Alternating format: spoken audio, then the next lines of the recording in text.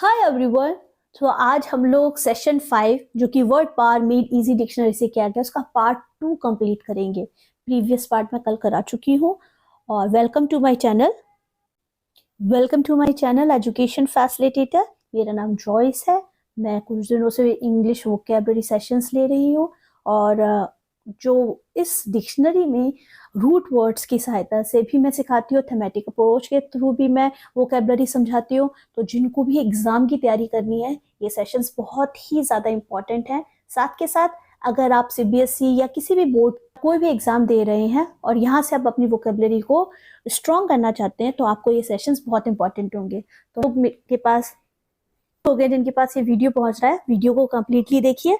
Video पसंद आए तो लाइक शेयर सब्सक्राइब जरूर कीजिएगा।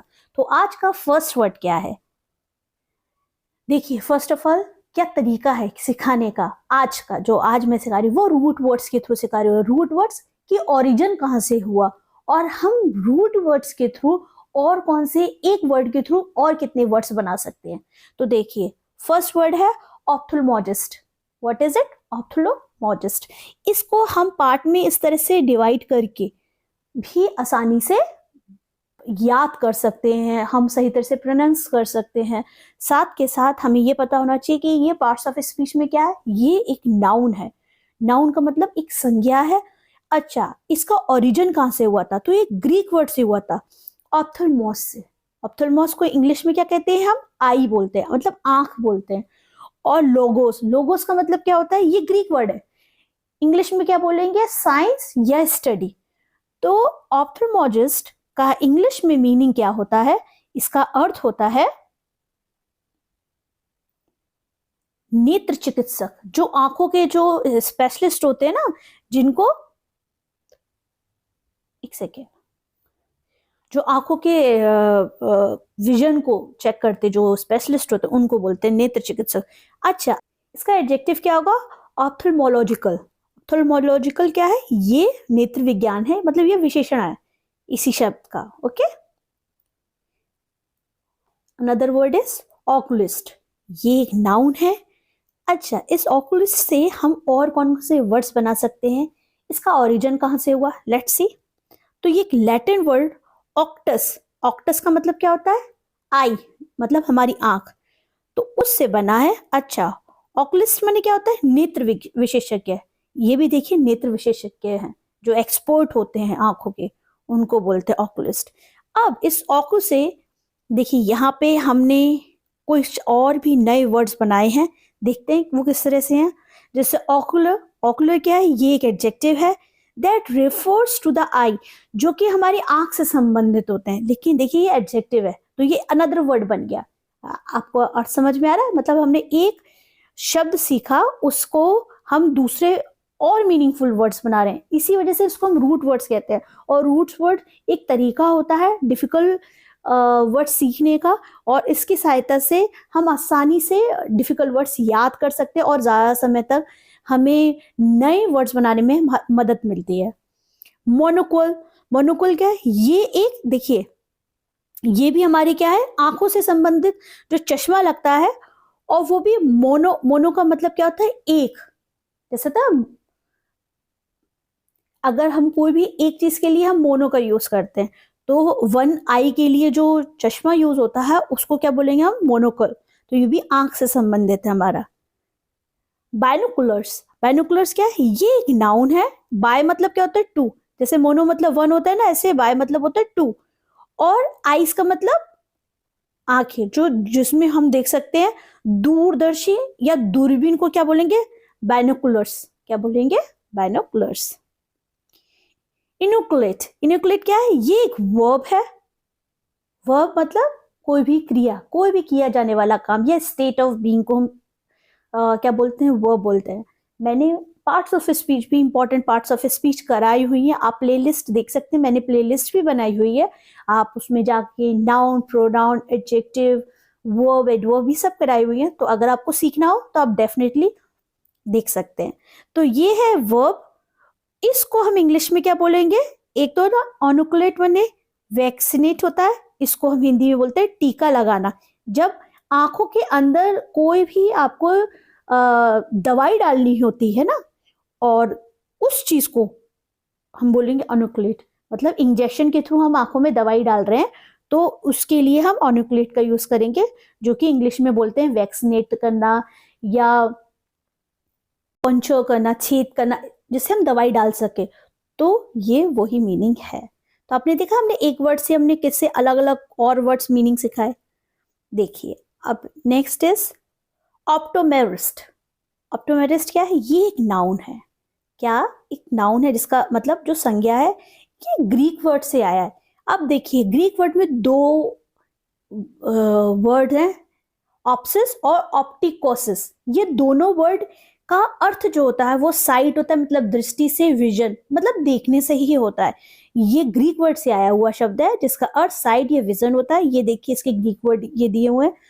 मेट्रॉन। अब मेट्रॉन का अर्थ क्या होता है? मेट्रॉन का अर्थ होता है मेजर करना किसी चीज को, मतलब मापने से होता है।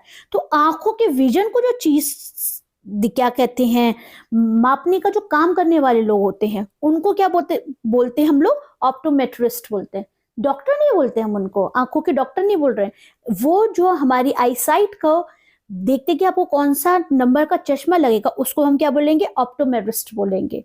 देखिए मैंने यहाँ पे बिल्कुल अच्छे से हिंदी में भी लिखा, चश्मे का नंबर बताने वाला, कि आपको कौन से नंबर का चश्मा लगेगा। अब देखिए ऑप्टिशियन, जो प्रीवियस कल का वीडियो है, कल ही में मैंने बताया था, ये फ्रेंच वर्ड होता है एशियन। एशियन मतलब होता है एक्सपोर्ट होना किसी चीज का। आपको डिस्क्रिप्शन बॉक्स में उसका लिंक भी मिल जाएगा। तो ग्रीक वर्ड में के ये जो दोनों साइट या विजन वाले जो वर्ड्स हैं, इसमें जब एशियन लग जाता है मतलब एक्सपर्ट हो जाते हैं। ये तो नंबर बताने वाला है, लेकिन जो ऑप्टिशियन होते हैं ये ऐनक बनाते हैं। एक बताता है और एक बनाता है हमारे चश्मे को। चश्मा मैं भी पहनती हूँ तो मुझे आइडिया है। अब देखिए ऑप्टो से इसी से रिलेटेड और भी कुछ शब्द हैं। अब वो क्या है? एडजेक्टिव हैं। ये जो वर्ड्स थे ये क्या थे? नाउन थे। जहां पे हमने ऑप्टोमेरिस्ट, जो चश्मा बताने वाला, जो नंबर बताने वाला होता है उनके बारे में, ऑप्टिशियन जो चश्मा बनाता है उनके बारे में। इससे रिलेटेड कुछ और वर्ड्स हैं जैसे ऑप्टोमेट्रिक, ऑप्टोमेट्रिकल और ऑप्टिकल। ये जो सारे हैं ये हमारे चश्मे से रिलेटेड, ये प्रकाश या दृष्टि संबंधी हैं, लेकिन ये क्या है? ये एडजेक्टिव है। तो देखिए अलग अलग शब्द हमें सीखने को मिले। इसी वजह से हम ये जो सेशंस होते हैं जिसमें हम रूट वर्ड की सहायता से वोकेबलरी सीख रहे हैं। अदरवाइज जो मैं वोकेबलरी डिफिकल्ट वर्ड सिखाती हूँ, जो मैं डिफिकल्ट वर्ड्स आप देखेंगे, अगर आप मेरा चैनल देखेंगे तो उसमें मैंने लिखा हुआ है लर्न डिफिकल्ट वर्ड्स, तो वो डिक्शनरी वाले वर्ड्स हैं, वो मैथमेटिकल अप्रोच से सिखाती हूँ। लेकिन यहाँ पे ये जो इस तरह के सेशन से मैं रूट वर्ड्स अलग से लिख देती हूँ। तो ये रूट वर्ड्स के थ्रू हम नए नए वर्ड सीख रहे हैं। और आज का लास्ट वर्ड है पेडिस, जो कि लैटिन का रूट वर्ड है, जिसको हम इंग्लिश में बोलते हैं फुट। क्या बोलते हैं?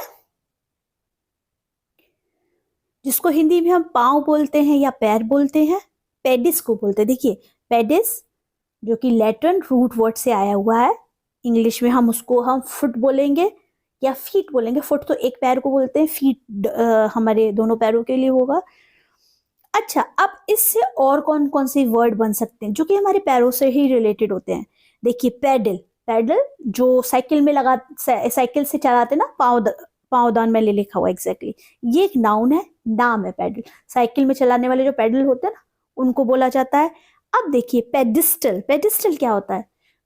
पेडिस्टल देखिए अलग अलग तरीके से हम यूज भी कर सकते हैं। जैसे अगर आपकी लाइफ में कोई बहुत स्पेशल वन हो तो आप उसको एक बहुत अच्छी पोजीशन दे रहे हैं अपनी जिंदगी में, तो हम उस ये भी कह सकते हैं कि हमने आपको अपनी लाइफ में पेडिस्टल पे रखा हुआ है। अनदर थिंग, वैसे देखिए यहाँ पे लिखा हुआ मूर्ति तल। मतलब ये होता है कि कोई भी आइडल रखा है, मतलब कोई भी मूर्ति रखी है, उसके नीचे एक क्या छोटा सा पेडिस्टल बनाया जाता है जिसके ऊपर मूर्ति रखी जाती है, तो उसको हम पेडिस्टल बोलते हैं। ये एक नाउन है। नाउन का अर्थ सिंपल, कोई नाम के लिए ही हम यूज करते हैं। अब ये लास्ट है जो हमने पेडिस से बनाया, उसको हम क्या बोलते हैं? पेडेस्ट्रियन। ये भी एक नाउन है। पेडेस्ट्रियन कौन होते हैं? जो पैदल चलने वाले होते हैं, जो विदाउट स्कूटर या कार वाले नहीं होते, जो पैदल चलते हैं, जो कि बहुत जरूरी है, हमें पैदल चलना भी होना चाहिए, तो उनको हम क्या बोलेंगे? पेडेस्ट्रियन बोलेंगे। और जो कि क्या है? एक संज्ञा है। तो हमने अलग अलग शब्दों से कुछ नए नए शब्द सीखे और बनाए, और आज के सेशन में बस हमारा इतना ही। और मैं बहुत खुश हूँ कि मेरे साथ नए नए लोग जुड़ रहे हैं। आप लोगों का सहयोग बहुत ज़रूरी है। आप लोग अपने मेरे इस चैनल को अपना बनाइए, और रोज़ जब भी मैं शाम के टाइम वीडियो अपलोड करती हूँ, बहुत रेयरली होगा कि नहीं कर पाऊँ, कोई अर्जेंट हो, अदरवाइज मैं शाम के टाइम 5 बजे अपलोड करती हूँ। तो आप लोग मेरे इस चैनल से जुड़े रहिए और वीडियोस को कंप्लीट देखिए। और अपनी, मैंने देखा है कुछ नए लोग जुड़ रहे हैं, वो मुझे अपने कमेंट डाल रहे हैं। तो आई एम सीरियसली हैप्पी कि मैं कुछ मेहनत कर रही हूँ तो आप लोगों को अच्छी लग रही है। और अपने सुझाव ज़रूर दीजिए अगर आपको कोई चीज़ अच्छी लगती हो, या आप चाहती हो कि मैम आप ये भी कीजिए, क्योंकि अभी मेरा एक जो मेन रीज़न है ये वोकेबलरी स्ट्रॉन्ग करने का, क्योंकि मैं चाहती हूँ कि जो भी गवर्नमेंट एग्ज़ाम की तैयारी कर रही हैं, जो कि अपकमिंग टाइम में एग्ज़ाम्स आ रहे हैं, चाहे वो टीजीटी हो, चाहे वो पीजीटी हो, या एलटी ग्रेड हो, उसमें बहुत ज़्यादा क्या पोर्शन एग्ज़ाम का ही आता है। तो ये सारे जो डिफ़िकल्ट वर्ड्स हैं स्पेलिंग में, हमारे एंटोनिम्स में, हमारे सिनोनिम्स में, जो कि मैथमेटिकल अप्रोच से जो वोकेबलरी कराती हूँ, आप देखिएगा। जो नए लोग हैं आप लोग देखिएगा मैं किस तरह से कराती हूँ। तो आपको वीडियो अच्छा लगा हो तो लाइक शेयर सब्सक्राइब ज़रूर कीजिएगा। Thank you so much.